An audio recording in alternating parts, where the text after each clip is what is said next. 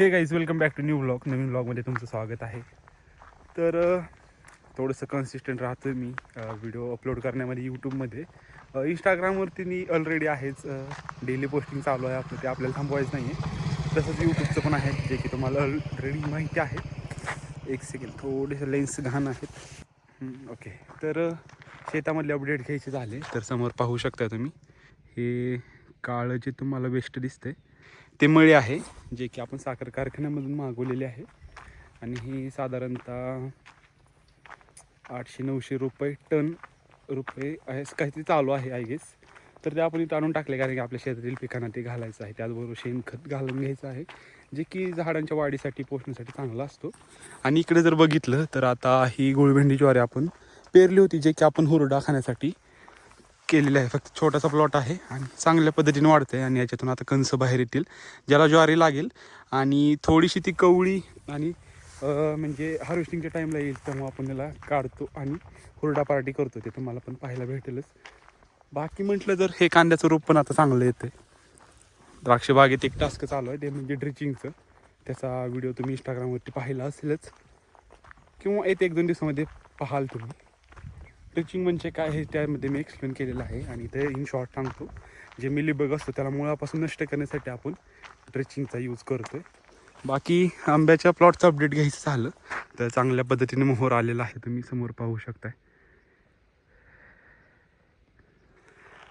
तर ओव्हरऑल आपल्या शेतामधील अपडेट्स घेऊया आपण आजच्या व्हिडिओमध्ये. आता दुपारच्या 2:15 वाजलेले आहेत. ब्रेक होईल थोड्या वेळामध्ये, लंच ब्रेक आपल्या लेबरचा.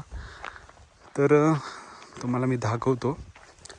हे द्राक्षाचे वेल आहेत, त्याच्या बुडामध्ये आपण औषध ओतलेलं आहे, जेणेकरून जे मिलीबग आहे झाडामध्ये हे शोषून घेतं जायलम.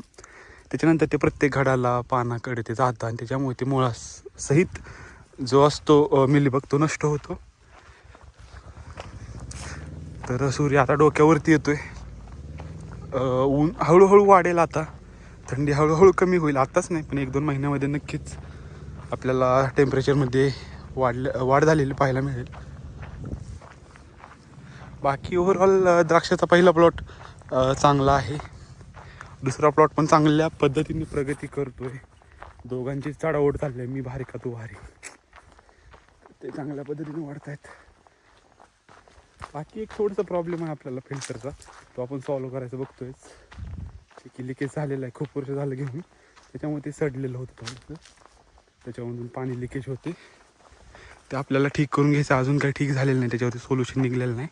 आणि ते करायचं म्हणलं तर ते बंद ठेवावं लागतं, आणि बंद केलं तर आपल्याला पाणी देता येत नाही. त्याच्यामुळे सध्या तरी आपण थोड्याशा लिकेजसोबतच काम चालवतो आहे. इकडं बघितलं तर हे फ्लॉवरिंगच्या बाहेर येतो आहे प्लॉट. आत्ता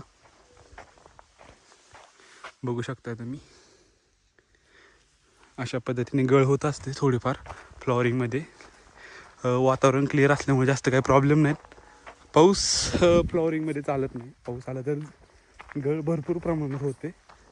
त्याच्यामुळं पाऊस हे वातावरण अशा पद्धतीने क्लिअर आपल्याला लागतं. आणि तुम्ही जर इकडं पाहिलं, लिकेज तुम्हाला मी दाखवतो. समोर तुम्हाला दिसत असेल, अशा पद्धतीने लिकेज होते. इकडं पण तुम्हाला दिसत असेल. हे आपण ठीक करून घेणारच आहे, आपल्याला बदलायचंच आहे सिस्टीम. पण सध्या थोडंसं बाकी कामावरती फोकस असल्यामुळे याला आपण साईडला ठेवलेलं आहे.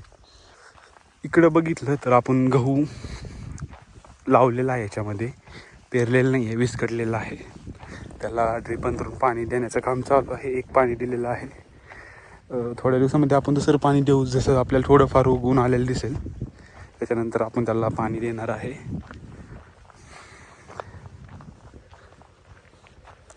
आणि ऊस जर बघितलं तुम्ही, आत्ता ऊस म्हातारा होतोय, म्हणजे त्याला शेंडा आलेला आहे. आणि दिस इज नॉट गुड साईन, कारण की तसं जर झालं तर त्याला वजन भरत नाही, आतून पोकळ होत जातो. त्याच्यामुळे लवकरात लवकर आपल्याला तो कारखान्याला घालवायचा. आपण इन्क्वायरी केलेली आहे, आपला नंबर येईलच लवकर, कारण की जवळचा एरिया असल्यामुळे ते थोडंसं लेट ऊसतोडीला लोक पाठवतात. पण आपण ते बोलणं केलेलं आहे, ते त्या 15 दिवसामध्ये ते पाठवून देतील.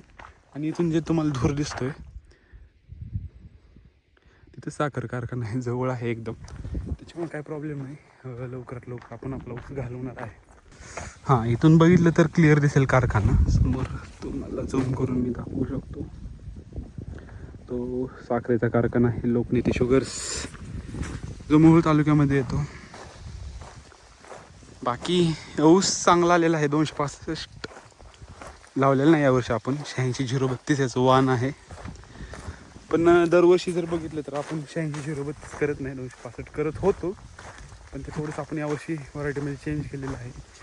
का केलेलं आहे हे मी आधी एक्सप्लेन केलेलं आहे. त्यासाठी तुम्ही व्हिडिओ आपला यूट्यूबवरती आहे, जाऊन बघू शकता. तर समोर बघताय आपलं दुसरी अपडेट म्हणजे सीताफळाची, जे की रेस्टिंग पिरियडवरती आहे. त्याला आपण पाणी ते टोटली बंद केलेलं आहे. त्यामुळे जर त्याची कंडिशन बघितली तर पानं टोटली गळून गेलेली आहे, तुम्ही पाहू शकताय. याची लवकर आपण छाटणी घ्यायचा विचार करतोय, पण प्रॉब्लेम असा आहे की सेटिंग खूप कमी प्रमाणात मिळतं आपल्याला. त्याच्यामुळं सीताफळाबद्दल थोडंसं निगेटिव्हिटी हे लागले, पण इट्स ओके. पेशन्स असणं खूप महत्त्वाचं आहे. 1 वर्ष येईलच की मागील सगळ्या वर्षाचं भार भरून निघेल तो. त्यामुळं आपण करत राहणे आपल्याकडे ऑप्शन आहे. तर याच्यामध्ये आंतरपीक म्हणून कांदा केला होता आणि तुम्ही पाहिला असेल व्हिडिओमध्ये की आपण याच्यावरती ड्रोननी स्प्रे घेतला होता. त्याचा रिझल्ट चांगला आलेला आहे. जे पाती करपायला लागल्या होत्या त्या आता चांगल्या हिरव्यागार दिसत आहेत आपल्याला. आणि विषय असा असतो ड्रोनचा, त्याच्यामुळं त्याच्यामध्ये पाणी कमी आणि औषध जास्त असतं. म्हणजे आपण बाकीचे स्प्रे घेतो त्याच्यामध्ये आपण पातळ औषध करतो, त्याच्यामुळे रिझल्ट दिसतो पण थोडासा लेट दिसतो. ड्रोनमध्ये काय होतं, डिरेक्टली औषध स्प्रे केल्यासारखं असतं ते, त्याच्यामुळे रिझल्ट चांगला दिसतो. आणि जरी थोडंफार जरी औषध त्याच्यावरती पडलं तरी रिझल्ट आपल्याला चांगले मिळतात. तेच याच्या बाबतीत झालेलं आहे. आणि तुम्ही जर एक बारीक ऑब्झर्वेशन केलं तर तुम्हाला फरक जाणवेल. या साईडची झाडं हिरवी दिसत आहेत आणि या साईडची झाडं पिवळी दिसत आहेत. कारण सांगू मी, इथं पाणी चालू असतं कांद्याला, याच्यामुळं ते पाणी ओढून घेतात. त्याच्यामुळे ही पानं अजून पिकलेली नाही आहेत. पण या साईडला बघितलं तर याला पाणी नाही आहे, त्याच्यामुळं ऑलमोस्ट पानं आता पिवळी गळत आहेत, खाली पडत आहेत. त्याच्यामुळं आंतरपीक हे चांगलं नाही आहे. 2 वर्षापर्यंत आपण घेऊ शकतो, 3ऱ्या वर्षी घेऊ नये असं त्यांचं जे व्हरायटी डेव्हलप केली त्यांचं म्हणणं आहे. पण आपण 1 वर्ष घेतलेलं आहे एक्स्ट्रा, तिथून पण आपण नाही घेणार ते. तर तुम्ही समोर बघताय गाईज, आपल्या कांद्यावरती स्प्रे चालू आहे. याचं कारण की आता कांदा चांगल्या पद्धतीने फुगला पाहिजे, त्याचं पाणी स्टॉप केलेलं आहे. त्याच्यामुळं हा आपण शेवटचा स्प्रे घेतो त्याच्यावरती. आपला सोनू जे आहे तो हे टास्क कंप्लीट करतो आहे. शेवटचे 1-2 लाईनी राहिलेल्या आहेत, त्याच्यानंतर त्याचा लंच ब्रेक होईल. मग बाकीचे टास्क आहेत ते करण्यासाठी घेईल तो. मॅनेजमेंट जमलं पाहिजे, कॉस्ट कटिंग करता आली पाहिजे. नाही तिथं खर्च करून शेतीमध्ये चालत नाही. कारण की आपल्या हातामध्ये सध्या तरी काहीच नाही, पिकवणं फक्त आपल्या हातामध्ये, ते पण निसर्गावरती अवलंबून आहे. आणि त्याच्यानंतर मार्केट रेट्स तर तुम्हाला माहितीच आहेत की किती चढ उतार त्याच्यामध्ये पाहायला मिळतात. जेव्हा आपल्याकडे असतं तेव्हा मार्केटमध्ये रेट नसतो, जेव्हा आपल्याकडे काही नसतं तेव्हा मार्केटमध्ये रेट असतो. त्याच्यामुळे मार्केटचा अभ्यास असणं खूप महत्त्वाचं आहे. तर लास्टला आपण आपल्या शेताची अपडेट घेऊन या ब्लॉगला इथंच एंड करूया. कारण की आपल्याला बाकीचे थोडेसे टास्क आहेत घरी जाऊन आपल्या लॅपटॉपवरती ते कंप्लीट करायचे. तर बघू शकता पाण्याचा स्टॉक ठीकठाक आहे. 60-70% आपण भरून घेतलेला आहे. जास्त अजून भरलेलं नाही, हळूहळू आपण ह्याला फुल करून घेणार आहे.